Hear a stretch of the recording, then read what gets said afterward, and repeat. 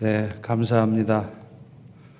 제가 여기 강단에 선 지가 생각해 보니까 한 1년 반, 2년 가까이 된 것 같아요. 그래서 많이 좀 서먹서먹하고 어색하지 않을까 그렇게 생각했는데 이게 웬일이죠? 이 친정에 온 것처럼 너무 마음이 편안하고 너무 좋습니다. 그리고 오늘 특별히 제가 온 것에 맞춰서 때 맞춰서 하나님이 오게 하신, 그리고 앞으로 펠로십 교회 귀한 성도가 되실 우리 이시영 성도님 가정 축복하고 환영합니다. 예, 제가 이렇게 교회를 딱 들어오면서 어떤 느낌을 받았냐면요, 야, 안심이다. 사실 교회가 분립되면서 기대도 있었지만 염려되는 부분도 있었는데 정말 하나님께서 우리 현지용 목사님 통해서 교회가 은혜롭게 잘 이끌어져 가게 하셨구나라고 하는 것을 제가 그냥 느낄 수 있었어요. 그리고 실제로도 보니까 이렇게 강대도 멋있게 바뀌고 교회 밖에 그 파킹lot 많이 바뀌고 전체적인 분위기가, 여러분은 못 느끼실지 모르겠는데 저는 오랜만에 오잖아요. 굉장히 활기가 느껴집니다. 이 팬데믹 상황에서도. 그래서 하나님께 감사하고 또 여러분 모두에게 감사합니다. 자, 오늘 함께 우리가 좀 말씀을 나누도록 그렇게 하겠습니다. 여러분, 오늘날 미국은요, 세계 최고의 경제력을 자랑합니다. 또 세계 최고의 의술을 자랑하죠. 그래서 우리 가까이에 있는 그 유명한 이 존스 홉킨스 병원에 가보면요, 미국 사람들 그렇게 많지 않아요. 전 세계에서 희귀병 환자들이 얼마나 많이 와 있는지 모릅니다. 그런데 놀라운 것은 이렇게 세계 최고의 경제력과 세계 최고의 의술을 자랑하는 미국에서 가장 많은 확진자, 가장 많은 코로나 바이러스 사망자를 내고 있다는 것입니다. 지금 어제까지 미국의 확진자가 2,900만 명, 3천만 명입니다. 미국 사람 10명 중에 1명은 코로나에 걸렸습니다.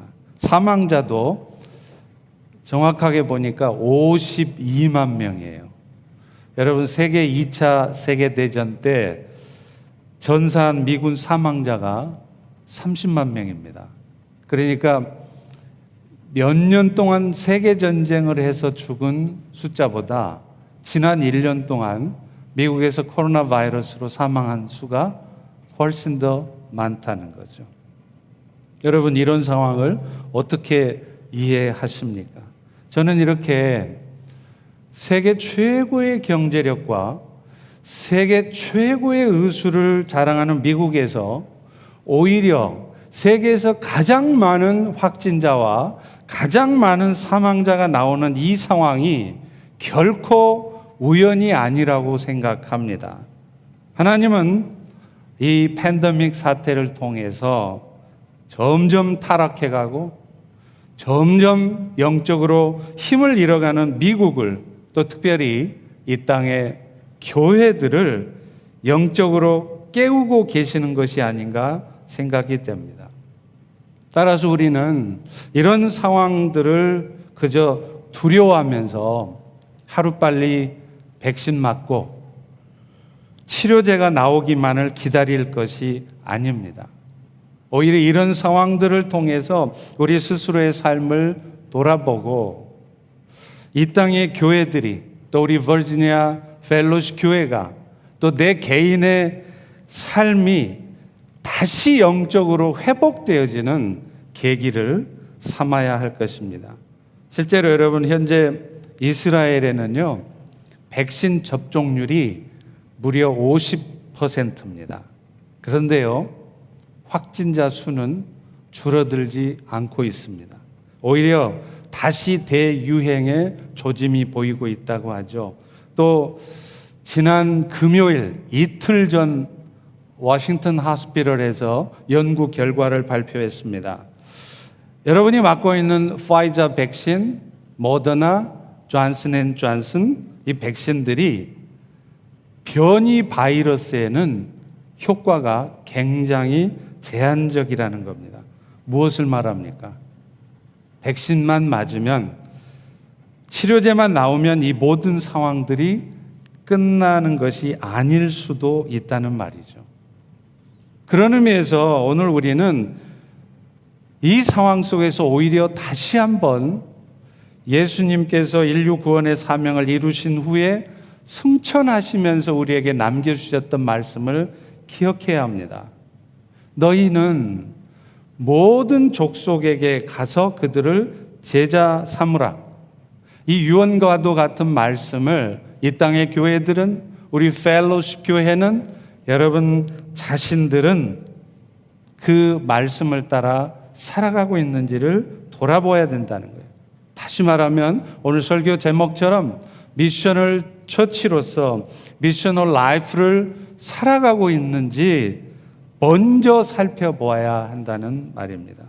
저는 오늘 그런 의미에서 하나님께서 엘리야 선지자를 통해 어둠의 시대를 밝히기 위해 그의 삶을 어떻게 이끌어 가셨는지를 여러분과 함께 살펴보려고 해요. 그래서 비록 이 팬데믹 상황이 두렵고 고통스럽긴 하지만 오히려 이 상황에서 우리는 어떤 깨달음을 얻어야 되는가, 그리고 이 상황에서 우리는 어떻게 영적 회복을 오히려 맛보아야 될 것인가를 살펴보려고 합니다. 당시에 북이스라엘을 다스렸던 아합 왕은요, 왕 중에서도 제일 나쁜 놈, 제일 악한 왕이었습니다. 그는 시돈 왕의 딸이었죠. 이세벨을 아내로 맞습니다. 그리고서는 그 아내가 섬겼던 바알을, 세상신을 함께 섬깁니다. 그리고 사마리아에는 바알 신당을 세우기까지 했어요. 특별히 아합 왕의 아내였던 이세벨은 바알 선지자들을 왕궁으로 초대해서 그들을 먹이고 재우고 살피고 돌보기까지 했습니다. 자, 이런 상황에서 하나님은 드디어 가만히 계시지 않으셨어요. 진노의 칼을 드셨죠. 그래서 그들을 심판하시려고 하나님의 사람 엘리야를 보내시는 거예요. 그래서 엘리야는 아합 왕 앞에 가서 담대하게 선포합니다. 오늘 보면 1절을 보시기 바랍니다. 디셉 사람 엘리야가 아합에게 말하되 내 말이 없으면 앞으로 수년 동안 비도 이슬도 있지 않을 것이다. 여러분, 얼마나 놀라운 말씀이에요. 큰일 날 말씀이죠. 그런데 놀랍게도요, 엘리야의 말 그대로 실제 사마리아 땅에는 그로부터 3년 동안 비가 한 방울도 내리지 않는 겁니다. 그때 아합 왕은요, 이 모든 기근의 책임이 저 나쁜 놈 엘리야 때문이다, 그렇게 생각을 했어요. 그러나 엘리야 선지자는 너희들이 지금 이 가뭄을 겪고 있고 이 고통스러운 시간을 겪고 있는 이유는 나 때문이 아니다. 아합 왕 당신과 당신의 백성들, 이스라엘 백성들이 바알 신을 섬기며 하나님을 떠나서 자신들의 삶을 살아왔기 때문이다, 이렇게 말합니다. 오늘날 팬데믹 상황 속에서 고통과 두려움 속에 있는 우리들에게 하나님이 하시는 말씀과도 같습니다. 결국 엘리야는요, 이 책임이 도대체 누구였는지 한번 알아보자. 그래서 바알 선지자들 450명, 아세라 선지자 400명을 초청을 해서 영적 대결을 벌여요. 결과는요, 너무 잘 아시죠? 바알 선지자들은 하루 종일 자신들의 신을 이름을 불러요. 바알이요, 바알이요. 그러나 신은 불을 내리지 않습니다. 그런데 엘리야 선지자가 여호와 하나님의 이름을 부르자마자 하늘에서 불이 내려와서 제단의 재물을 다 태워버리는 거예요. 결국 이 영적 대결에서 패배한 바알 선지자들은요, 기손 시내로 끌려가서 모조리 죽임을 당합니다. 근데 여러분, 엘리야가 이런 엄청난 일들을 이루어낼 수 있었던 이유가 뭐였을까요? 그가 믿음의 사람이었기 때문이라는 거예요.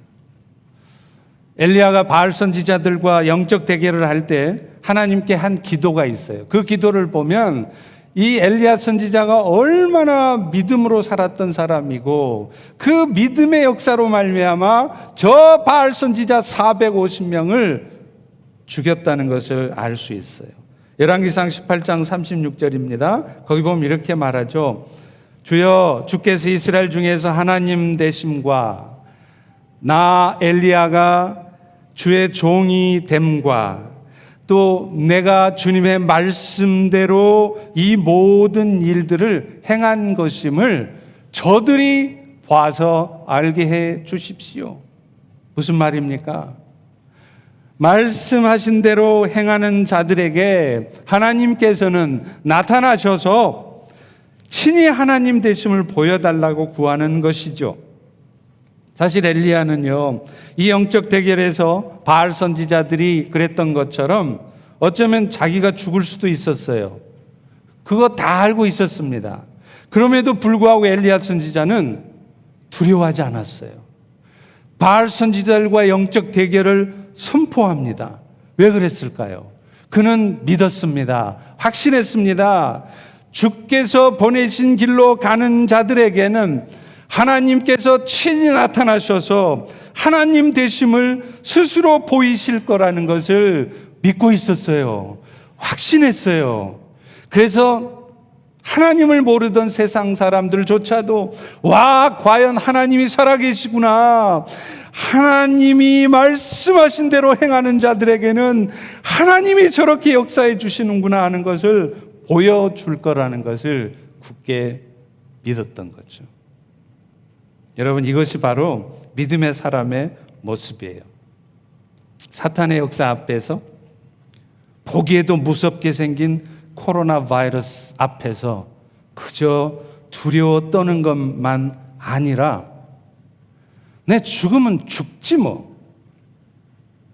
죽으면 죽으리라는 각오로 죽음을 두려워하지 않으며 오히려 주께서 보내신 길로 가는 것, 이것이 사실은 믿음의 사람의 모습이에요. 그렇다고 뭐 마스크도 안 쓰고 뭐 방역 수칙도 안 지키고 그러면서 살라는 얘기는 물론 아니지요. 그런데 하나님은요, 결국에는 이런 믿음의 사람들을 통해서 주의 뜻을 이루십니다. 이런 믿음의 사람들을 통해서 시대를 바꾸세요. 하나님의 역사를 나타내신다는 거예요. 그렇기 때문에 오늘 여러분의 삶에도 제일 중요한 것은 뭐냐? 세상 사는 지식을 쌓고 세상 사는 실력을 준비하고 다 필요하죠. 더 먼저 필요한 게 뭐냐면 하나님을 향한 믿음이에요. 주께서 보내신 길로 가는 자들은 주께서 지키실 거라는 것, 주께서 함께 하실 것이라는 것을 확신하는 믿음이 더 중요하다는 거예요. 그럴 때 그런 교회가 미셔널 처치가 됩니다. 그런 성도들이 미셔널 라이프를 사는 것이죠. 그런데요, 이것이 사실 엘리야만 가능한 게 아니에요. 사도 바울만 가능한 게 아니에요. 사실은 우리처럼, 저처럼 연약한 우리 모두에게도 가능한 일이라고 성경은 말하고 있어요. 어떤 사람들에게요? 오직 그리스도만 바라보고 십자가의 은혜만 기억하면서 예수님만을 바라보고 의지하고 나아가는 사람들에게는 이런 승리가 주어진다는 겁니다. 여러분, 제가 제일 좋아하는 말씀들이 몇 구절이 있어요. 그런데 저는 고린도후서 2장 14절 이 말씀도 참 좋아합니다. 여러분 다 읽어보실 수 있으시나요? 보이세요? 네. 이광렬 장로님 보이세요? 눈이 아까 보니까 많이 흐려져 계시던데 나이가 드셔가지고 이제. 자, 우리 한번 같이 한번 따라서 읽어볼까요? 시작.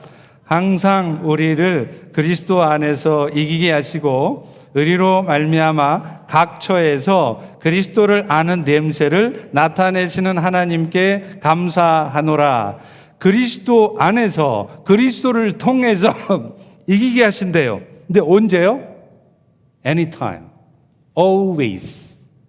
어떤 상황에서도 항상 이기게 하신다는 거죠. 그리스도를 통하면 어쩌다 한번 이기는 게 아니래요. 여러분 종종 그런 얘기 하시죠. 목사님, 이번에는 제가 사탄의 역사 앞에 무릎 꿇지 않고 이긴 것 같습니다.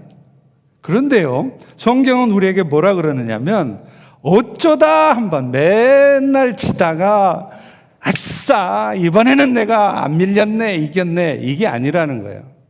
항상 always, all the times, 항상 이긴다는 거예요. 어떻게 해요? 내 의지가 아니라, 내가 잘 준비해서가 아니라, 내가 능력이 있어서가 아니라 이미 사망을 이기시고 부활하신 주님, 사탄과의 싸움에서 이미 승리하신 주님만을 바라보면서 그 주님만을 의지하면서 가는 사람들에게 이런 승리가 주어진다는 겁니다. 사실 믿음이라는 것이 바로 이런 것입니다. 여러분, 코로나 바이러스를 포함해서 어떤 사탄의 역사도요, 여러분 안에 계시는, 제 안에 계시는 주님을 결코 이길 수 없습니다. 그래서 실제로 그런 믿음을 가지고요, 그런 악한 영들의 역사 앞에서 나사렛 예수의 이름으로 선포하고 믿음으로 나가보십시오. 꼼짝 못해요. 정말입니다. 바알 선지자들에게 영적 대결을 선포했을 때 주께서 역사하셨던 것처럼 오늘 여러분에게도요, 먼저 그런 믿음을 가지고 선포하고 믿음으로 나가면 정말로 주님이 역사하신다는 것입니다. 사실 오늘날 우리의 삶에 이런 주님의 역사, 때로는 이런 기적 같은 역사들이 좀처럼 나타나지 않는 이유가요, 의외로 많은 경우에 사실은 내 믿음이 부족해서 그럴 때가 많습니다. 내가 믿음으로 결단하고 나가지를 못하는 거예요. 발을 내딛지를 못하고 그저 두려워하면서 여러 가지 변수들을 걱정하면서 염려하며 주저앉아 있으니까 믿음의 역사가 안 나타나는 것이죠. 기도를 해도 에이 설마 내가 이렇게 기도한다고 한들 되겠어? 그래서 열심히 죽으라고 헌신하고 노력하면서 주께서 역사하실 것은 믿지 않는 거죠. 제가 참 어려운 때인데 안식년을 금년 1년 동안 갖게 됐어요. 그래서 교회 앞에 정말 성도들 앞에 죄송했습니다. 그런데 시간이 지나면 지날수록 제가 정말 감사한 게 한 가지가 있어요. 제가 안식년을 맞이하면서 매일 아침에 밥 먹기 전에 그리고 저녁 먹고 나서 저녁에 동네를 이렇게 쭉 돌아요. 제가 왔더니 어떤 분들이 목사님 살이 좀 빠지신 것 같아요 그러시더라고요. 고민해서 그런 게 아니라 운동을 많이 해서 그래요. 1시간씩 이렇게 도는데 그때 제가 뭐 하겠어요? 기도하죠. 근데 놀라운 것은요, 왠지 모르게 기도하면서 하나님 주신 확신이 있어요. 제가 기도하면 그 기도한 대로 하나님이 역사하실 것이라는 믿음이 막 생기는 거예요. 100% 확신이 되는 거예요. 그러니 기도하면서 제 마음속에 염려가 사라지고요, 두려움이 사라져요. 교회의 미래, 저의 앞일, 심지어는 이 세상의 일들 하나도 걱정이 생기지 않는 거죠. 근데 실제로요, 제가 손 하나 안 댔는데, 제가 한 것 하나도 없는데요, 정말로 신기하게 기도한 대로 사람들이 움직여주고 일들이 되어지는 것을 보았습니다. 그래서 제가 새삼 느끼는 게, 믿음의 기도라는 것이 이런 거구나. 여러분, 기도할 수 있는데 왜 걱정부터 하십니까? 기도할 수 있는데 아니구나. 기도할 수 있는데 근데 걱정할 수 있는데 왜 기도하십니까? 그렇게 우리는 살아가고 있습니다. 여러분 염려할 시간에요. 믿음으로 기도부터 해보십시오. 그리고 여러분은 부족하지만 심지어는 실력도 없고 준비도 부족하지만 주께서 이루실 것을 먼저 굳게 믿어보세요. 그러면 정말로 믿음대로 역사하십니다. 할렐루야. 그리고 내가 설사 구한 대로 되지 않았다고 해도요, 당장에 실망하지 마세요. 모든 것을 합력해서 선을 이루어내시는 성령께서 여러분의 삶의 어떤 상황을 통해서도 결국은 선한 뜻을 이루십니다. 그것이 설사 죽음으로 가는 길이라 할지라도 가장 선한 것으로만, 좋은 것으로만 주시는 하나님을 신뢰하십시오. 그래서 먼저 어떤 상황에서도 코로나 바이러스에 걸려 있어도, 죽음이 눈앞에 있어도, 비즈니스가 반토막이 났어도 먼저 감사해 보십시오. 그리고 이런 상황들을 통해서도 역사하실 주님을 기대해 보십시오. 이런 믿음의 사람들을 통해 주님은 역사하십니다. 여러분들이 그런 믿음의 사람 되기를 소망합니다. 이런 믿음과 기대가 있다면 그 다음 우리가 할 일은 뭘까요? 오늘 또 내 삶을 내가 책임지려고 열심히 그저 분주하게 살기보다는 내 삶을 주께 맡기는 것이 먼저입니다. 어영부영 살아도 된다는 얘기가 아니라 내가 해야 될 일을 최선을 다하지만 먼저 여러분의 삶을 주께 맡기라는 거예요. 여러분의 사역을, 여러분의 미래를, 교회 앞날을 주께 맡기라는 것이죠. 그래서 이런 팬데믹 상황에서도 우리 펠로십 교회가 미셔널 처치가 되기 위해서 오늘 나는 무엇을 할 수 있을지를 고민해 보시라는 거예요. 기도해 보시라는 거예요. 오늘 12시부터 2시까지 이 지역, 스털링 지역에 있는 이 홈리스들이나 혹은 어려움에 처한 사람들을 위해서 여러분들이 이렇게 도네이션 물품들을 공급하고 하는 시간을 갖는다고 아까 광고 시간에 들었습니다. 여러분, 이게 얼마나 중요한 일입니까? 바로 하나님께서는 너희가 이런 일을 해야 된다는 거예요. 그동안 너희가 이런 일에 소홀해 왔기 때문에 내가 너희의 삶이 결코 너희들의 뜻대로 되지 않는다는 것을 깨닫게 하려고 내가 팬데믹도 주고 그런 힘든 시간들도 줬다고 말씀하시는 겁니다. 그러니 그런 일에 내가 어떻게 헌신해 볼 수 있을까? 우리 펠로십이 어떻게 미셔널 처치로 나갈 수 있을까? 그렇게 고민하고 결단해 보십시오. 먹고 사는 일은 주님께 맡기고요. 그러면 기가 막힌 일이 벌어집니다. 여러분들이 저의 얼굴을 보면 아무래도 이렇게 좀 부티나게 생겼죠. 좀 부유하게 생겼잖아요. 제가 실제 뭐 가진 게 부유해요? No. 근데 하나님이 제 삶을 챙기세요. 단 한 끼도 굶게 한 적 없고요. 어떤 절망적인 상황 속에서 하나님이 제 삶을 책임졌습니다. 그러니 제가 할 일은 너무나 뻔한 거예요. 먹고 사는 일에 지나치게 분주하고 거기에 빠져 사는 게 아니라 오늘 또 나는 주의 뜻을 어떻게 이루어갈까 고민하고 결단하고 그 일에 헌신하고 있으면 생각지도 못한 방법을 통해 나의 삶을 책임지시고 먹을 것을 공급하시고 하나님의 역사를 나타내신다는 거예요. 그런데 안타까운 것은 우리는 그런 믿음을 갖고 있지 못하다는 겁니다. 그래서 하나님이 하시는 일이 있어요. 제가 오늘 여러분들에게 전해드리고 싶은 말씀이 바로 이 말씀입니다. 여러분, 오늘 본문의 엘리야 선지자가 이런 믿음의 사람으로 세워지기까지는요, 이 사람도 하루아침에 그런 믿음 생긴 거 아니에요. 교회에 한 5년 댕겼더니 그냥 자동빵으로 그런 믿음? 그렇지 않습니다. 엘리야도요, 기가 막힌 삶의 과정을 겪었어요. 삶의 훈련을 겪었습니다. 그 첫 번째 훈련이 뭐였냐면 철저히 하나님만 바라보게 하는 훈련입니다. 모든 시선을 주님께만 고정하게 하는 훈련이었어요. 하나님은 그것을 위해서 엘리야를 그리시네가로 보냅니다. 본문 3절과 4절 보십시오. 너는 여기서 떠나 동쪽 가서 요단 앞 그리시네가에 숨고 그 시냇물을 마셔라. 내가 까마귀들에게 명령해서 너를 먹일 것이다. 내가 왕을 통해서, 너를 돕는 사람을 통해서가 아니라 까마귀를 통해서 먹인다는 거예요. 시냇가는, 그리시네가는 먹을 게 하나도 없어요.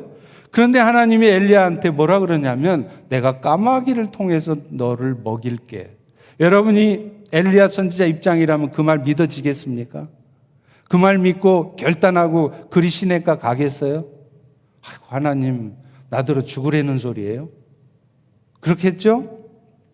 아침 저녁으로 떡과 고기를 물어다 주게 하셨어요. 말이 그렇지 까마귀가 물어다 주는 양이 얼마나 되겠습니까? 아침에 왔다고 저녁에 온다는 보장도 없습니다.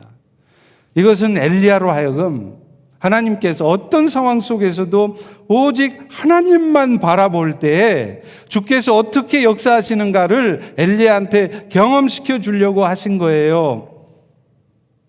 그리고 정말로 하나님은 아무것도 먹을 게 없는 그곳에서 엘리야의 삶을 철저히 책임졌습니다. 하나님은 엘리야를 그렇게 그리시네까지 훈련하신 후에 삶 속에서도 그것을 실천하는지를 보려고 또 다른 another training, another situation으로 집어넣으셨어요. 그게 뭐냐면 이제 엘리야를 그리시네가에서 떠나 사르밧 과부한테 가라 그런 거예요. 그러면서 뭐라 그러냐면 그 사르밧 과부가 엘리야 너를 섬기게, 공궤하게 할 것이다. 그런데 막상 엘리야가 사르밧 과부한테 가보니까 여러분 잘 아시죠? 그 사르밧 과부는 전혀 엘리야를 섬길 형편이 아니에요. 자기도 지금 먹을 게 없어서 이제 마지막 밀가루를 가지고 떡 빚어 먹고 아들하고 죽으려고 폼 잡고 있는 지금 사르밧 과부인데 무슨 수로 지금 엘리야 선지자를 섬깁니까? 그런데 이런 사람한테 엘리야 선지자가요 하는 말이 진짜 염치 없는 거예요. 아니 선지자가 돼가지고 말이야, 아니 목사가 돼가지고 말이야, 어떻게 저런 말을 해? 왜냐하면 과부시여, 당신 죽을 때 죽더라도 먼저 나한테 떡을 만들어서 섬기시고 그리고 나서 죽으시오. 아니 여러분, 이게 선지자가 할 말이에요? 목사가 할 말이에요?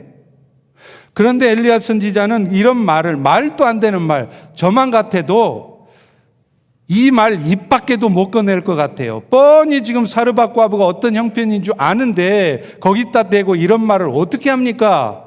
그런데 엘리야 선지자는 하나도 요동함이 없이 편안하게 얘기하는 겁니다. 이유가 있었죠. 엘리야 선지자에게 하나님이 먼저 기별을 넣었어요. 먼저 소식을 주셨어요.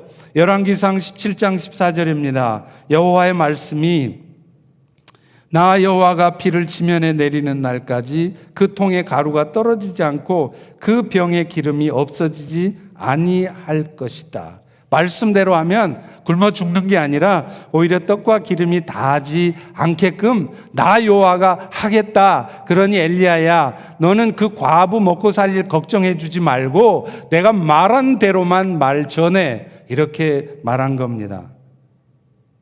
그래도 아무리 그렇다 해도 이 말 전할 수 있겠어요? 그런데 엘리야는 정말 그 말씀 그대로 전하죠. 그는 그리시네가에서 하나님을 기억하고 있는 겁니다. 철저히 경험한 거죠.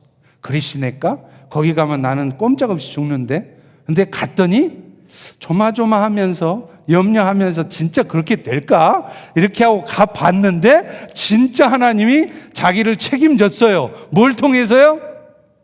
까마귀를 통해서 그걸 엘리야는 경험했습니다. 그걸 경험했기 때문에 자기가 지금 사르밧 과부한테 이런 말을 해도 진짜로 하나님이 사르밧 과부의 삶을 책임질 것을 확신한 거예요. 그래서 염치 없는 말, 입 밖에도 못 낼 말을 담대하게 전하는 겁니다. 그런데 과연 하나님이 어떻게 하셨나요? 진짜 엘리야가 믿음으로 선포한 말 그대로 사르밧 과부가 기름과 밀가루가 다하지 않는 하나님의 은혜를 경험하게 하십니다. 여러분, 오늘날 하나님의 뜻을 함께 이루어갈 성도들의 삶에도 마찬가지 훈련이 필요해요. 먹고 사는 것이요, 사람의 노력에 달려있다고 생각하면 이게 바로 세상의 가치관입니다. 그러나 여러분, 이런 가치관을요, 정말로 던져버리지 않으면 우리는 절대로 사명을 감당할 수 없습니다.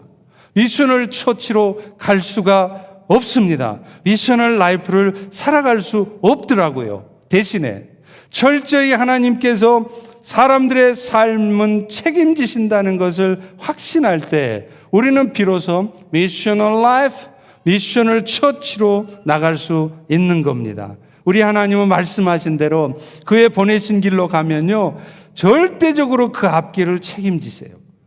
문제는 그 길이, 내가 지금 가는 길이 하나님이 보내신 길이 맞는가 안 맞는가, 그것만 보시면 된다는 거예요. 현재 상황이 어떤가는 별로 중요하지 않더라고요. 믿음으로 결단하고 나갈 때 정말로 주님이 역사하시는 것을 우리 펠로시교회, 버지니아 펠로시교회 여러분 성도들도 삶 속에서, 사역 속에서 경험할 수 있기를 간절히 축원합니다. 그런데 하나님의 훈련이 또 한 가지가 있었어요. 그게 뭐냐면 사르밧 과부의 삶에 아주 엉뚱한 생뚱맞은 일이 벌어집니다. 그 사르밧 과부의 아들이 병들어 죽고 마는 거예요. 이때부터 문제가 생겼어요. 어제까지만 해도 사르밧 과부는요, 엘리야 선지자한테 뭐라 그랬죠? 선지자님, 우리 변명 선교사님, 주용환 선교사님, 우리 교회에 와주셔서 우리 교회 파송 선교사가 돼주셔서 정말 감사해요. 그랬던 사르밧 과부 아니에요? 그런데 이 사르밧 과부가 그 선교사님이 온 뒤로, 엘리야 선지자가 온 뒤로 자기 아들이 죽어버렸어요. 그러니까 달라지는 거예요. 열왕기상 17장 18절입니다. 당신이 나와 무슨 상관이 있기로 내 아들을 죽게 하려고 내게 오셨나이까. 당신이 우리 교회에 오게 된 것이 정말 축복이고 감사한 일입니다. 이런 말 하더니 하루아침에 엘리야가 원수가 돼버립니다. 근데 여러분, 사람이요 다 이렇습니다. 제가 중국에서 처음 사역할 때요, 은혜를 얼마나 많이 받았나 몰라요. 7년 동안 중국에서 선교 사역을 하면서 세상에 말씀 듣겠다고 이틀 3일씩 사람들이 걸어서 버스 타고 기차 타고 그렇게 사모하는 마음으로 와요. 그러니 제가 감동 안 받겠습니까? 은혜 받는 모습에 저 역시 몸을 돌보지 않고 열심히 섬겼죠. 그러다 잠깐 한국에 들릴 일이 있어서 저를 파송한 교회를 방문해서 그 당시 담임 목사님과 대화를 하면서 제가 섬기고 있는 중국 형제들이 얼마나 주님을 사모하는지, 그들이 얼마나 성숙한 사람들인지를 막 자랑을 했어요. 그러면서 목사님, 중국 교회 성도들은요, 한국 교회 성도들하고 달라요. 그랬더니 그때 목사님이 이 말씀을 하시는 거예요. 저는 아직도 기억이 나요. 목사님, 중국 사람이든 한국 사람이든 사람의 죄악된 본성은 다 똑같습니다. 그 말 한마디 딱 하시더라고요. 저는 그때 그 말을 이해를 못했습니다. 말은 안 했지만 속으로는 아이고 목사님이 몰라서 그래요. 선교를 안 해보시니까 모르지. 그래도 중국 성도들은 달라요. 이렇게 생각을 했어요. 그러고서 얼마 안 있다가 다시 중국에 들어갔는데 하나님께서 저의 이 말을 기억하시고 경험하게 하신 일이 있었습니다. 흑룡강성에서 진행되던 지하신학교에서 많은 가정교회 지도자들이 은혜를 받았어요. 사르밧 과부처럼 선교사님이 오셔서 얼마나 감사한지 몰라요. 선교사님이 성경 가르쳐 주는 것 때문에 진짜 은혜 많이 받고 있거든요. 그런 말을 들으니까 저도 막 힘이 나잖아요. 그래서 막 새벽 5시부터 저녁 10시까지 티칭 타이밍만, 러닝 타임만 10시간씩 막 가르쳤다니까요. 그런데 어느 날 그렇게 열심을 내던 가정교회 지도자 하나가 갑자기 시험이 들었어요. 왜 시험이 들었냐? 자기 딸이 20살 난 딸이 있어요. 그런데 이 딸을 40이 넘은 앞을 못 보는 맹인 형제한테 억지로 결혼을 시키려고 하는 거예요. 뭐 그럴 수 있죠. 사명이면 뭐 그러는 거죠. 그런데요, 문제는 그런 결정을 하게 된 이유가 뭐냐면 어느 날 자기가 꿈을 꾸었는데 꿈속에서 자기 딸하고 40살이 넘은 그 맹인 형제가 결혼하는 꿈을 꿨다는 거예요. 그래서 그 꿈을 보니까 내 딸이 저 맹인 형제한테 시집가는 게 하나님의 뜻이 맞다. 그러고서는 그 딸은 아직 마음의 준비도 안 돼 있는데 억지로 결혼을 시키려고 하는 거예요. 그래서 제가 그분에게 말씀을 드렸습니다. 아닙니다. 정말 당신의 딸이 그 맹인 형제에게 시집 가는 것이 하나님의 뜻일 수도 있습니다. 저 그거 부인하지 않습니다. 그런데 그 결정을 어찌 꿈 한 번 꾼 것을 가지고 결정을 하십니까? 그리고 우리 하나님은 그렇게 우리의 인격을 무시하면서 우리의 감정 상태를 무시하면서 당신 뜻대로만 밀어붙이는 하나님이 아니십니다. 정말로 당신 딸이 그런 사명이 있다면 때가 되면 하나님이 당신 딸의 마음도 돌이키실 것이니 그때까지 기다리시지요. 자, 여러분에게 묻습니다. 제 말이 맞아요? 틀려요? 여러분도 이상하네. 맞잖아요. 그런데 이 지도자가 시험에 들었어요. 자기를 무시했다는 거예요. 자기는 굉장히 영적인 사람인데 그런 나를 무시했다 그러면서 시험이 들어가지고 저더러 사탄의 종이라고 그러는 거예요. 그때 제가 깨달았습니다. 아하, 인간들 안에는 다 자기 의가 있구나. 그러니 사람은 신뢰의 대상이 아닌 거예요. 여러분이 아가페 해야 될, 섬겨야 될 사랑의 대상일 뿐인 겁니다. 지금 하나님께서 사르밧 과부의 그런 모습을 경험하게 하신 것도 엘리야로 하여금 그런 사람들의 모습에 흔들림 없도록 하시기 위함이었어요. 우리 변성 교사님, 또 지성 교사님, 또 지금 아마 온라인으로 예배 드리고 계시겠지만 오성 교사님, 여러분 선교지에서 이미 다 겪으셨죠. 나는 내 생명을 내놓고 섬기는데 그 사람들은요, 이용해 먹고 무시하고 힘들게 하는 거예요. 그러면 인간적으로 얼마나 배신감이 느껴집니까? 그런데요, 우리 선교사님들이 다 경험하고 하신 것처럼, 제가 경험한 것처럼 그게 다 하나님이 깨닫게 하시는 거더라고요. 그런 사람의 모습에 사명이고 뭐고, 내가 저따위 인간들 때문에 이런 수고를 해?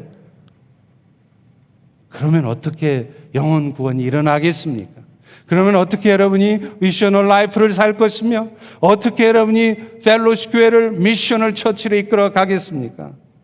북극의 쇠빙선이 얼음을 뚫고 나갈 때 그냥 앞에 부딪혀오는 얼음 몇 조각에 부딪혀 맞으면서 그냥 멈춰서 버린다면 그것이 얼음 뚫고 가는 쇠빙선이겠습니까? 오늘날 성도들은요, 이 어둠의 세상을 뚫고 나가야 될 쇠빙선과 같은 존재들입니다. 그러니 여전히 변함없는 세상 사람들 모습에 여러분이 너무 상처받으시면 안 돼요. 낙심하시면 안 돼요. 그거 훈련하시라고 오늘도 하나님께서 여러분의 오이코스 안에, 여러분의 버지니아 펠로시 교회 같은 멤버들 안에 때로는 여러분의 마음에 상처를 주고 여러분을 힘들게 하는 사람들이 있는 것입니다. 그걸 통해서 얼음을 뚫고 가는 쇠빙선처럼 수많은 세상의 사람들이 너의 마음을 아프게 하고 네 마음을 상하게 하고 힘들게 할지라도 흔들림 없이 미셔널 라이프를 살아가라고 경험하게 하시는 것입니다. 엘리야 선지자도 그걸 다 알고 있어요. 그래서 엘리야 선지자는 이 사르밧 과부하고 안 싸웁니다. 멋이라? 네가 어제까지 나한테 목사님 때문에 제가 얼마나 행복하고 좋은지 몰라요. 그렇게 얘기하더니 오늘 네 아들 죽었다고 나더러. 엘리야 선지자가 이렇게 했나요? 안 싸워요. 가만 내버려둬요. 그리고 누구한테 갑니까? 하나님 앞에 가는 거예요. 하나님 앞에 따지는 거예요. 하나님, 도대체 이거 뭔 일입니까? 왜 이런 일 생겼어요? 당신이 책임지시오. 그런데 진짜 하나님이 죽은 아들 다시 살려내잖아요. 그때 사르밧 과부가 열왕기상 17장 24절에 보면 이렇게 고백합니다. 내가 이제야 당신은 하나님 사람이고 당신 입에서 나오는 말씀이 진실한 줄 알겠습니다. 결국 엘리야 선지자로 하여금 사람 상대하는 훈련, 미셔널 라이프를 살아가게 하려고 이런 사르밧 과부의 일들을 겪게 하시는 것입니다. 여러분, 시대를 구하고 한 나라를 책임지는 믿음의 사람으로 서려면 이런 훈련을 거쳐야 됩니다. 먹고 사는 거 걱정하고 어떻게 하면 한 식구 편안하게 살게 할까만 생각하신다면 우리는 시대를 책임질 수 없습니다. 나를 좀 섭섭하게 했다고 시험 들고 내가 좀 무시당했다고 마음이 어두워지고 해서는 아무것도 못해요. 왜요? 우리가 상대해야 될 세상의 사람들이 온통 다 그런 사람들인 거거든요. 아마 여러분들 중에도 지금 엘리야처럼 이런 과정 가운데 계신 분이 틀림없이 계실 거예요. 여러분, 힘을 내십시오. 여러분들이 그런 일을 겪는 거 결코 우연이 아닙니다. 그 왼수 같은 인간들만 막 미워하지 마시고요. 아하, 하나님이 나한테 저 사람을 통해서 사람 상대하는 훈련 겪게 하시는 거구나. 그렇게 생각하시고 다시 한번 마음을 추스리십시오. 그러면 때가 되면요, 그 왼수 같은 인간은요, 하나님이 한 방에 날려버려요. 진짜 한 방입니다. 하나님이 돌이키시든지 아니면 하나님의 방법으로 다루십니다. 그러니 오늘 우리는 구원의 길로 이끌어야 할 사람들을 향해 묵묵히 나아가는 것입니다. 감사하게도 우리 버지니아 펠로십 교회도 미셔널 처치가 교회 비전으로 돼 있더라고요. 제가 우리 현지영 목사님 또 여러 가지 사역들 메시지도 듣고 보면서 너무 마음이 흡족했어요. 너무 잘하고 계시구나. 또 버지니아 펠로십 교회도 우리 메릴랜드에 있는 워싱턴 펠로십 교회 마냥 미셔널 처치를 비전으로 품고 가고 있구나.